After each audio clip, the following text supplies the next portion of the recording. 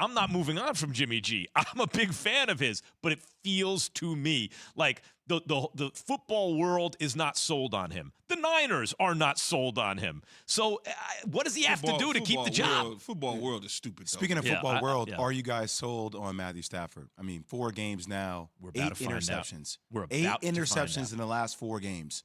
And his interception in OT is the one that gave it away last night. I'm so glad you bring that up because, guys, and as former athletes who are looking at guys like me, the media is like, all guys like me are doing, and now you guys too, we're just telling the story as we see it. And to me, the athletes write their own scripts. Matthew Stafford is about to write a very important chapter in his life as a football player. It's going to have an enormous influence on how we see the whole story. Because if he loses game 1, we're going to look back at those 3 losses in Detroit. Hold on, Matt Stafford. You got a crew with you now. You still can't win when it matters. But if he wins right now, we'll look at Detroit and go, boy, they were sorry before they got him. They were sorry after he left. But when he was there, they went to the playoffs 3 times. And when they gave this dude a team, he went on a little run.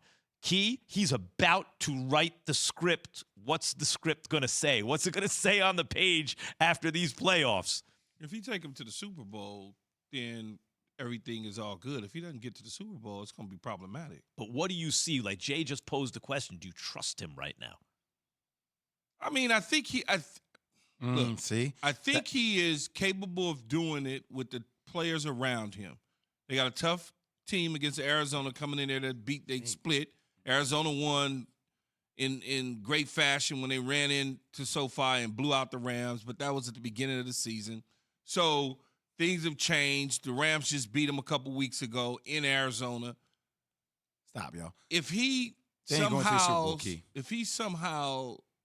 doesn't take this team to a Super Bowl like they paid him to do, it's a failed season. If they get by the Cardinals, which is going to be a battle, then they have to go through the Packers. I'm sitting here to tell you right now, the Rams are not going to the Super Bowl.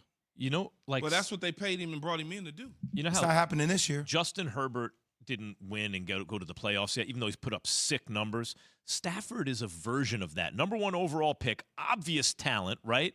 If he were to get to the Super Bowl even, if he were to win the Super Bowl, the way we think of Stafford, he would be elevated into that first bucket, as Key says. He would be, former number 1 pick who balled out for a terrible team, and as soon as they gave him a crew, wins a Super Bowl, and look what he's done. And if he doesn't, it's going to be brutal. Man, he's got to go to the Super Bowl this year. There's no ifs and buts about it. They did not trade everything to go to the Super Bowl 3 years from now, costing them games and putting him in harm's way. I think he's got 8 or 9 interceptions over the last 4 or 5 weeks. That cannot win you football games. You're going to lose games by doing that because if you turn the football over against the Arizonas, the Green Bay Packers, they're going to capitalize on your mistakes. Wouldn't it have been easier to play the Eagles instead of the Cardinals, by the way? No.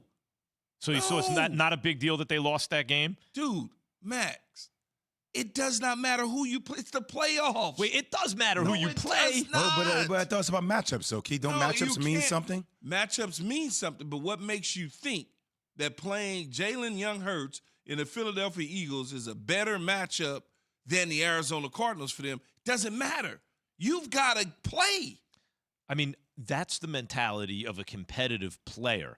But if you are dispassionate about it and just analyze it, you're like, look, does it matter, Jay, in the end, you might be 60-40 to beat one team, 55-45 to beat another team. It's almost the same thing, but there is a marginal difference even among playoff teams. There are better teams and worse teams, better matchups and lesser matchups. I'm not saying the Eagles couldn't have won had they played the Rams. I'm saying I think most people would agree Cardinals are more likely than the Eagles. And doesn't it make it more tougher because of the divisional matchup? Like that's the team that you've seen so many times. But you understand who they are. Like there's something to be said about that. Coaches aren't coaching to look for matchup. I understand that. I'm not saying that. They're not saying scoreboard watching, we need to win because we're running from them. Yeah, I'm not saying that. Or we need to lose because we're running from them.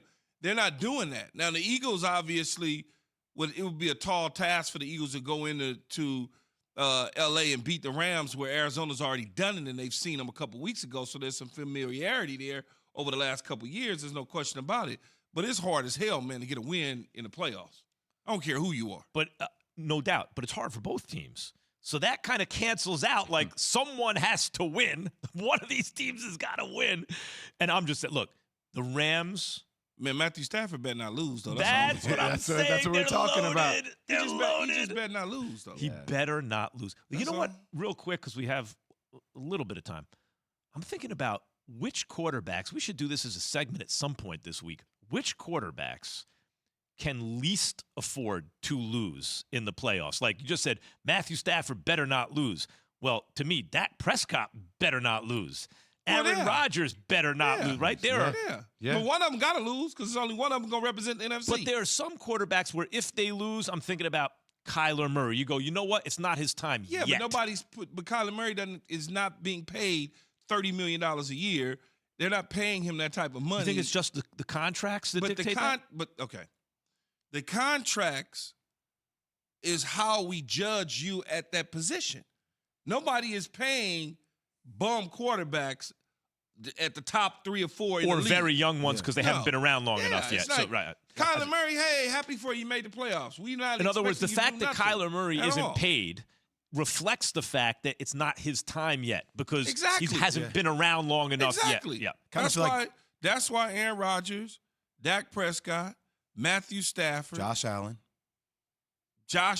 But Josh Allen could lose in the playoffs. And then I understand. It's just be like, the fact it's against the Pats, though, and that rivalry between their head coach and Bill. It's just all that. There are some dudes, guys. So many great matchups right now. There's some dudes with more on the line, even among those who got paid because of the whole script of their careers so far, and Stafford might be at the top of that list. Thanks for watching ESPN on YouTube. For live streaming sports and premium content, subscribe to ESPN+.